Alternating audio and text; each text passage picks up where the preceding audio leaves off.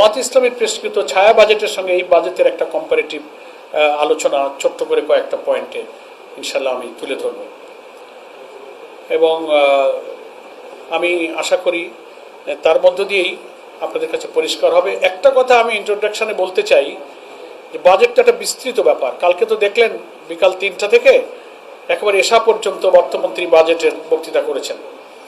বড় বড় বই এমপিদের টেবিলের উপরে, আমরাও পার্লামেন্টের দর্শক গ্যালারিতে বসে বাজেট সেশন আমরা অবজার্ভ করেছি, হামিদ ভাইও ছিলেন, আমরাও ছিলাম।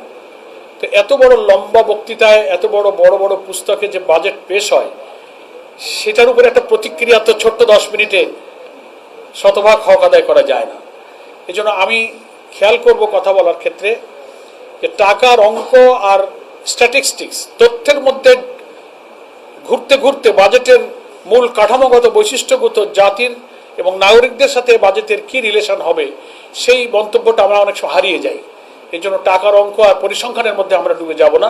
সেগুলো আপনাদের কাছে আছে, আপনাদের কাছে বাজেট বক্তব্যের কপি আছে, জামাতের ছায়া বাজেট বক্তব্যের কপি আছে, আজকের সংবাদপত্রগুলোতে বাজেটের অনেক অ্যানালাইসিস আছে। ফলে আমরা এই সমস্ত টাকার অঙ্ককে আমরা রিপিটেডলি বারবার বলবো না। এখানে আমরা সাংবাদিক সম্মেলনের বক্তব্যটা এইভাবেই আমি বলে নিলাম। আলহামদুলিল্লাহ, বিসমিল্লাহির রহমানির রহিম। আমার প্রথম কথা হচ্ছে যে এই বাজেট 26-27 সালের বাজেটের প্রধান দুর্বলতা হচ্ছে যে এটা একটা বিশাল ধরনের ঘাটতি বাজেট হয়েছে। হ্যাঁ, ঘাটতি ভারত আমাদের দেশের বাজেটের একটা ট্রেডিশন, কিন্তু সেটার একটা মাত্রা থাকে। আমাদের মতো উন্নয়নশীল দেশের, অনুন্নত দেশের বাজেটগুলো সাধারণত ডেফিসিট বাজেটই হয়ে থাকে, কিন্তু এবারের বাজেটটা ইতিহাসের সবচেয়ে বড় অঙ্কের একটা ঘাটতি বাজেট পেশ করা হয়েছে। সেকেন্ড, এ বাজেটটা বিরাট ঋণ নির্ভর এবং সে ঋণের মধ্যে ব্যাংক লোনের উপরে নির্ভরশীলতা, বিদেশ ঋণের উপরে নির্ভরশীলতা এটা বেড়েছে। ফলে প্রবৃদ্ধির যে কঠিন সমীকরণ এবং এই 9,38,000 কোটি টাকা ব্যয়ের বাজেটের অর্থসংস্থান করতে গিয়ে এখানে যে 6,29,000 কোটি টাকার যে রাজস্ব আয়ের কথা বলা হয়েছে, সেই রাজস্ব কিভাবে আদায় করা হবে? এত বড় ঘাটতি আমাদের বাজেটে, যে ঘাটতি করা হয়েছে প্রায় 2,36,450 কোটি টাকার ঘাটতি বাজেট। তো এটা কোথা থেকে ঘাটতি পূরণ করা হবে? যে সোর্সগুলো দেখানো হয়েছে তাতে রাজস্ব আয় করতে গেলে যে কর কাঠামো লাগে, দুর্নীতিমুক্ত কর অ্যাডমিনিস্ট্রেশন লাগে, সেগুলো কিছুই নাই।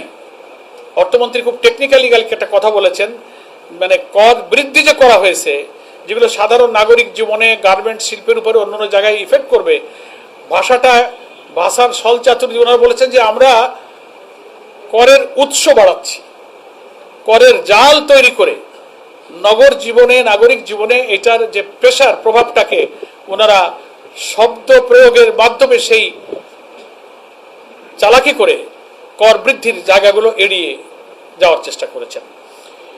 সেটা এই বাজেটের একটা বড় বৈশিষ্ট্য, যে এত বড় ঘাটতি বাজেটের ব্যয় সংকুলান, ব্যাংক লোন করা হবে, তাতে আমার কর্মসংস্থান, আমাদের বিনিয়োগ, বেসরকারি বিনিয়োগ তো অটোমেটিক্যালি কমে যাবে। ব্যাংক থেকে যদি লোন নিয়ে যায় গভর্নমেন্ট, তাহলে প্রাইভেট সেক্টরে গভর্নমেন্ট কিন্তু ইনভেস্ট করতে পারবে না, ন্যাচারালি কর্মসংস্থানের উপর এর প্রভাব পড়বে।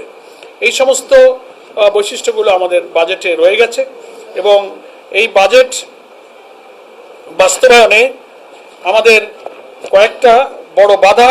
1 নম্বর হচ্ছে বিদ্যুৎ ও জ্বালানি খাতের ক্রমবর্ধমান ব্যয়। দেখলেন তো এই 3 মাসে ক্ষমতায় আসার পরে গ্যাসের দাম, জ্বালানির দাম দফায় দফায়, বাকি বিদ্যুতের দাম আবার উনি বাড়ালেন। ফলে এত ক্রমবর্ধমান যে জ্বালানিটা হচ্ছে, সমস্ত প্রোডাক্টিভিটি যেসব জায়গাতে আছে, সব মেইন পাওয়ারই হচ্ছে আমাদের এনার্জি এবং জ্বালানি, তার দাম যে হারে বাড়ানো হয়েছে একেবারে প্রান্তিক পর্যায় পর্যন্ত, এটা একটা বড় প্রবলেম। লাগামহীন উচ্চ মূল্যস্ফীতি, যেটাকে ইনফ্লেশন বলা হয়, লাগামহীনভাবে কিন্তু মূল্যস্ফীতি বাড়ছে।